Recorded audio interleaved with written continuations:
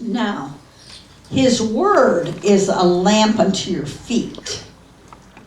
That word light, where it talks about the light, they say, come on, give me some oil for my lamp. It actually means an inward light. You got to do a little research on it, but that lamp means a light that glows.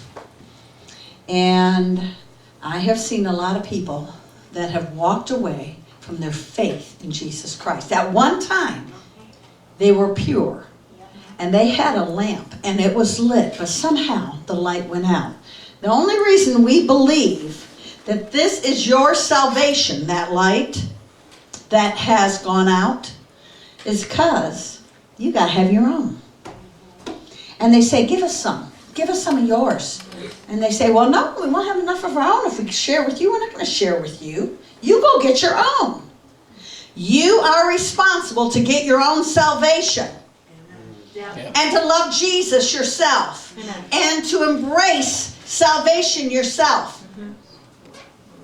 Now, you know when you're on the front row, you get picked on. So it's kind of how it does. And sometimes they even pick on you in the back row. You cannot, Lucas cannot go on Gabe's salvation. Gabe has a relationship with Jesus Christ. Lucas can't say, think you could slide me into heaven on yours? You know, you've got some oil in your lamp, buddy. Share with me. Get your own. So those souls that cry under the altar are ones that I believe, after the catching away of the bride of Christ, that went, oh my gosh, what my mom said was truth. The Pastor Deneille preached the truth. That there is coming a day of accountability. There's coming a day when a trumpet will sound. Yeah. Someone texted me the other day and said, do you think it's an actual trumpet? The voice of God is as a trumpet also. But I do believe when he says, son, go get your bride.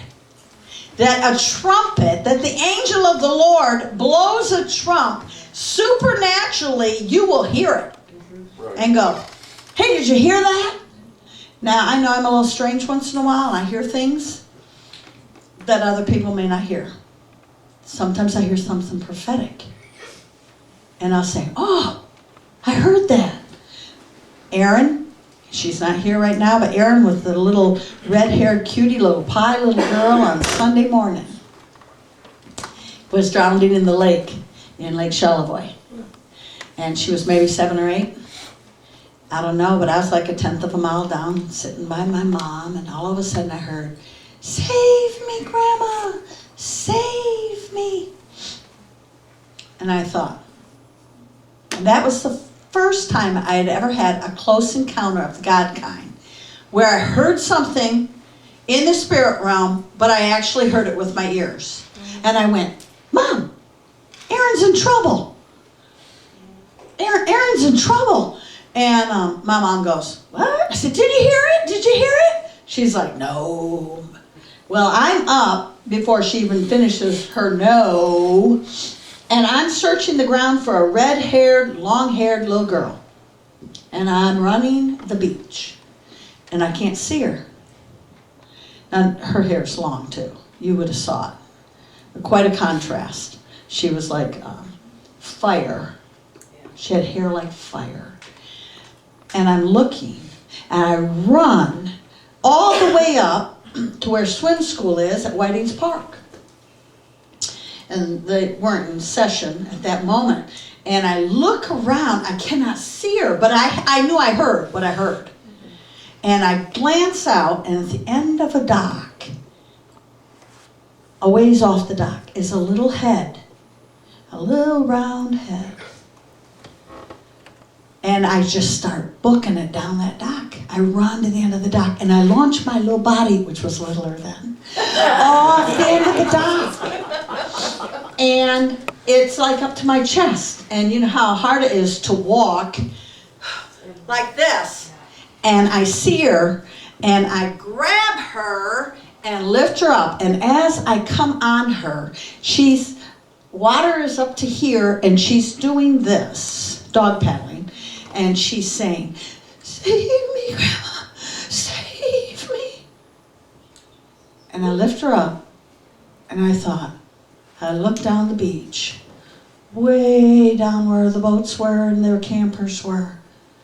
And I thought, God, I heard that. How?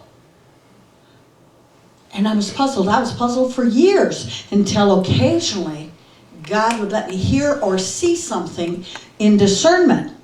And I started to connect the dots going, what did I just hear? And sometimes, so people will think, did you just hear something? I said, yeah. But sometimes I'll tell them, I heard it in the spirit.